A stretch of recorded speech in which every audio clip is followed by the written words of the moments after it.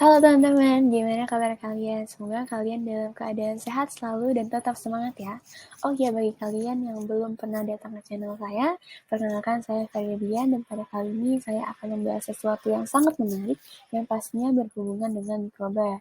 Pada pembahasan kali ini akan kita fokuskan pembahasannya terhadap efek suplemen probiotik terhadap mikrobiota usus dan pengaruhnya terhadap nafsu makan penderita obesitas. Nah, pernah nggak sih teman-teman berpikir kalian tuh sering ngerasa lapar walaupun kalian tuh sebenarnya udah makan? Nah, kalau dipikir-pikir sebenarnya faktor-faktor apa aja sih yang mempengaruhi rasa lapar atau kenyang itu sendiri? Apakah karena kita emang kekurangan energi atau sebenarnya ada faktor lain nih yang mempengaruhi rasa lapar dan kenyang? Nah, mungkin teman-teman di sini bingung gitu. Awalnya aku membahas mengenai mikroba, tapi tiba-tiba aku ngomongin tentang rasa lapar dan kenyang gitu. Apakah sebenarnya ada pengaruh nih dari mikroba terhadap rasa lapar dan kenyang itu sendiri? Nah, jawabannya itu ada banget teman-teman. Nah, mikroba-mikroba yang berperan penting dalam rasa lapar dan juga kenyang adalah gut microbiome alias mikroba yang terdapat pada usus.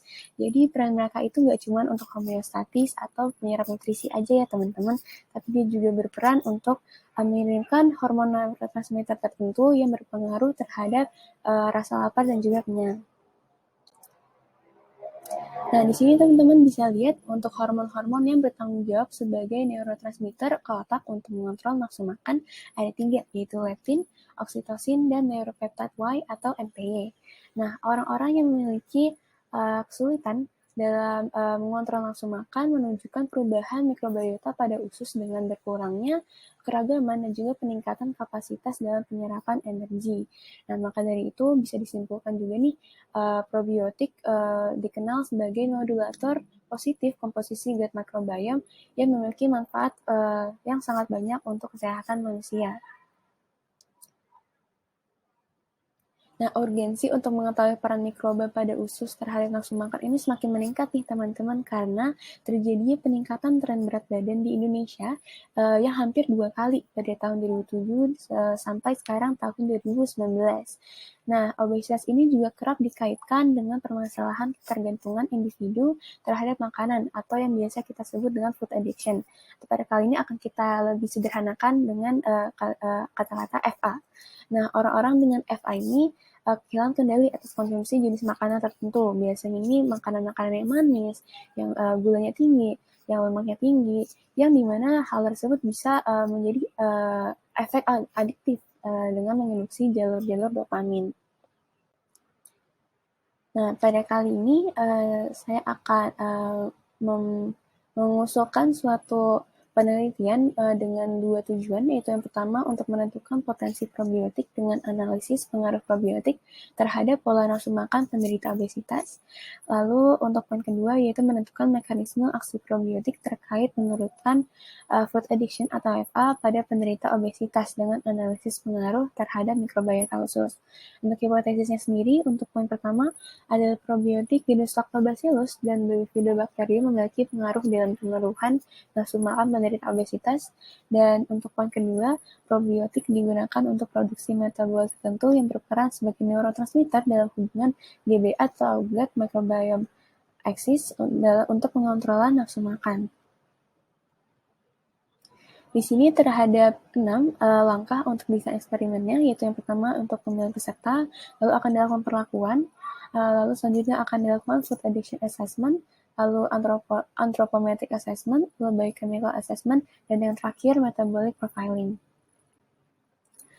Untuk langkah pertama terhadap pemilihan peserta, perlu dilakukannya pemilihan peserta agar mendapatkan analisis yang tidak bias.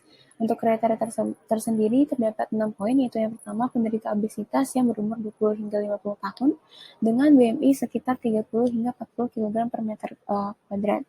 Lalu selanjutnya juga peserta harus menggunakan pengobatan penentuan berat badan selama kurun 1 tahun sebelumnya.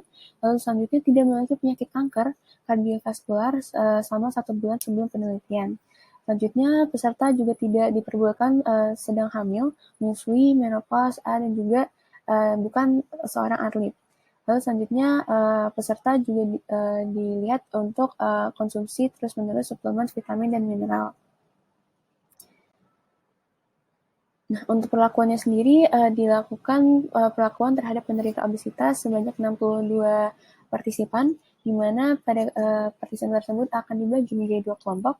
Untuk kelompok pertama akan diberikan suplemen probiotik, yang dimana suplemen tersebut akan berisi probiotik dengan 6 jenis, yaitu Lactobacillus acidophilus, Bifidobacterium bifidum, Bifidobacterium lactis, Bifidobacterium camnum, Lactobacillus rhamnosus, dan Lactobacillus reuteri.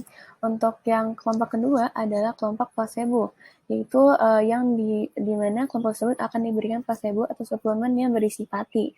Nah, untuk kedua suplemen ini akan memiliki bentuk dan warna yang sangat identik, sehingga tidak ada orang yang bisa mengetahui perbedaan dari kedua suplemen tersebut kecuali para peneliti.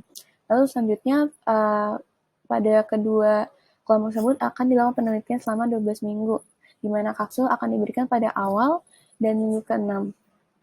Lalu akan di-follow up pada waktu awal, minggu ke-6, dan juga minggu ke-12 pada akhir penelitian, dan juga di per minggunya akan dipanggil untuk melakukan tes-tes lainnya.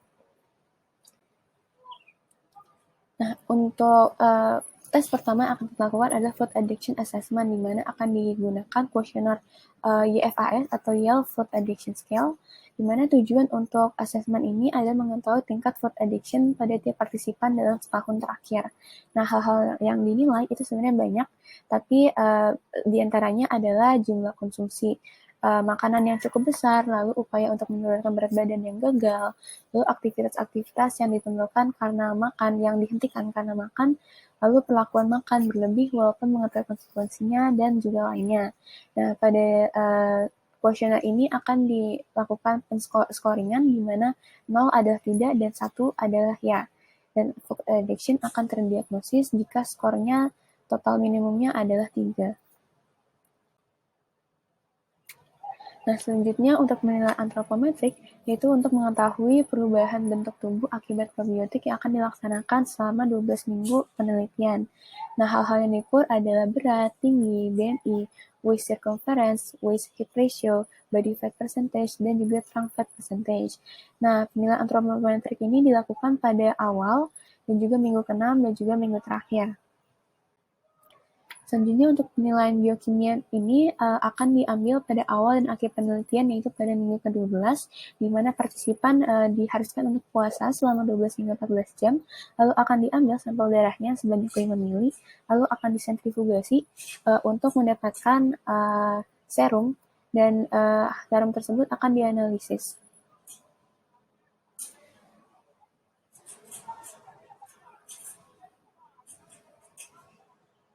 Untuk konsentrasi serum sendiri akan dianalisis dengan ELISA untuk mengetahui level neurotransmitter, yaitu leptin, NMDA, dan juga oksitosin. Nah, selanjutnya untuk yang terakhir, dilakukan profiling metabolit dengan tujuan untuk mengetahui perubahan profil metabolit di gut microbiome dengan menggunakan HNMR spektroskopi. Nah, untuk hal ini akan dilakukan pada awal minggu ke-6 dan minggu ke-12 pada penelitian, dan akan menggunakan sampel feces. Nah, untuk RAB yang akan diajukan yaitu sebesar 15 juta untuk pembelian kit dan reagen. Nah, untuk rancangan biaya ini dengan asumsi bahwa laboratorium memiliki fasilitas yang cukup lengkap seperti micropipette, spektrofotometer, pendingin, dan lainnya. Sekian untuk pengajuan proposal penelitian pada kali ini. Terima kasih atas perhatiannya. Untuk pertanyaan bisa ditanya di komen di bawah. Terima kasih.